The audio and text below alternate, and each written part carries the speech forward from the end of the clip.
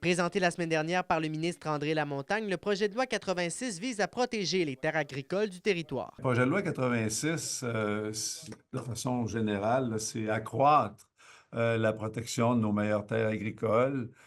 C'est venir contrer la spéculation dans des endroits ou des zones ou par des groupes là, qu'on trouve que c'est pas souhaitable qui achètent des terres agricoles. C'est un ensemble de mesures qui visent à accroître le potentiel agricole du Québec. Les discussions avaient été entamées en 2023 à ce sujet et le président régional de l'UPA se dit heureux des avancées avec le gouvernement. Bien, c'est sûr qu'on oui, qu'il y a quand même des avancements, comme je disais, là, je pense que le gouvernement prend conscience de la valeur des terres, même au niveau des régions périphériques, là, c'est sûr qu'avec la valeur des terres, au niveau des investisseurs, c'est quand même tentant de venir acheter des terres parce qu'on sait que la valeur va augmenter dans les prochaines années.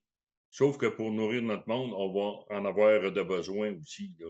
Fait que c'est dans ce contexte-là, je pense que le gouvernement est en train de prendre conscience de protéger ces terres-là. Pour la préfète de Témiscamingue, c'est un pas dans la bonne direction, mais il reste quand même plusieurs détails à régler. Alors, je peux dire que pour plusieurs enjeux qu'on rencontre dans le monde municipal, la révision de la loi sur la protection du territoire des activités agricoles répond partiellement ou pas du tout à ces enjeux-là, même si on doit reconnaître qu'il y a quelques avancées dans le projet de loi qui est soumis.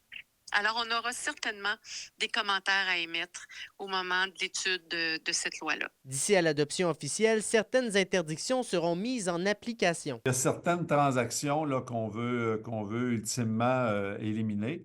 Et alors, au moment où on se parle, il y a comme un moratoire qui est en place jusqu'à temps que la loi soit adoptée sur une acquisition par un fonds d'investissement, là, selon la définition de l'autorité des marchés, quel qu'il soit sur le territoire, ou sinon par d'autres personnes morales là, qui ne sont pas en agriculture. La nouvelle modernisation du projet de loi devrait entrer en vigueur dès le printemps prochain.